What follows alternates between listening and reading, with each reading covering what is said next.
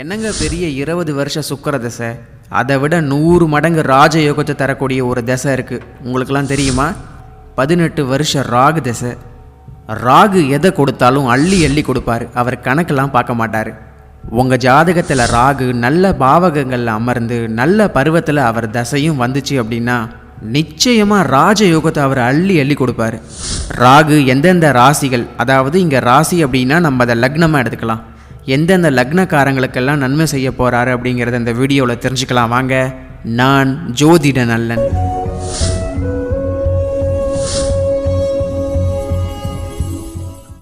ராகு கேதுக்கள் இல்லாமல் ஜாதகமே இல்லை. ராகு கேதுக்கள் எங்கோ ஏதோ ஒரு இடத்துல அமர்ந்து அவங்க பலன் செய்ய தான் போகிறாங்க.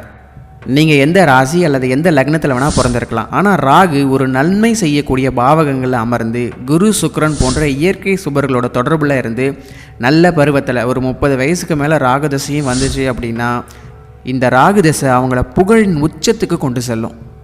ராகுதசை வந்த உடனே உங்களை நீங்கள் இருக்கிற இடத்துல இருந்து நகர்த்தி வெளிநாடு, வெளி மாநிலம், இல்லை அந்நிய தேசம், இது போல் தூர தேசத்துக்கு உங்களை கொண்டு சென்று வேறுபட்ட மாறுபட்ட மனிதர்களோட தொடர்பை உங்களுக்கு ஏற்படுத்தி அதன் மூலமாக கணக்கில்லாத நன்மைகளை செய்வார் இந்த ராகு.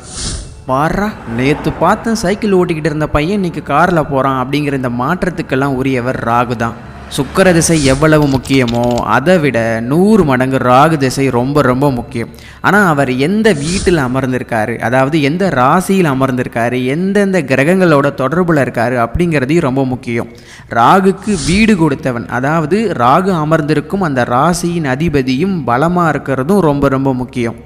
நான் மேற் சொன்ன விஷயங்கள் எல்லாமே ஒருவருடைய ஜாதகத்தில் இருக்குது. ராகு திசையும் இப்போ நடந்துக்கிட்டே இருக்குன்னா நான் சொல்கிறத நீங்கள் நம்ப வேண்டாம், நீங்களே போய் பாருங்கள் அவருடைய வாழ்க்கை இப்போ எந்த அளவில் முன்னேறி இருக்கோம் அப்படின்னு. சிறு வயதில் ராகு திசை வரவே கூடாது. ராகு ஒரு போகக்காரகன், அதாவது காமத்தை தூண்டுகின்ற ஒரு கிரகம் ராகுவாக இருக்கிறதுனால படிக்கிற வயசில் ராகு திசை வரும்பொழுது படிப்பில் கவனம் இல்லாமல் எதிர்பாலினத்து மேலே இனம் புரியாத ஆர்வமும் ஆசையும் உள்ளுக்குள்ளே சுழன்று கொண்டே இருக்கும்.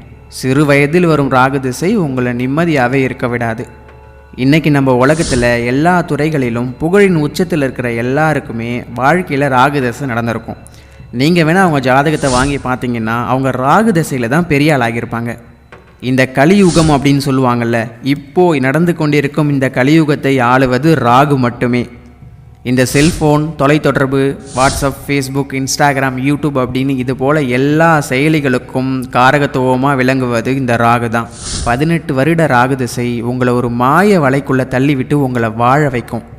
எப்படி 3 மணி நேரம் தன்னை மறந்து ஒரு கற்பனையாய் தொகுக்கப்பட்ட ஒரு திரைப்படத்தை நம்ம பார்க்குறோமோ, இந்த ராகு திசையும் அப்படித்தான். இந்த 18 வருஷமும் உங்களுக்குள்ளே பல கற்பனைகளை ஏற்படுத்திக்கிட்டு உங்களுக்குள்ளே ஒரு உலகத்தை உருவாக்கிக்கிட்டு நீங்கள் அதுக்குள்ளே வாழ்ந்துக்கிட்டு இருப்பீங்க.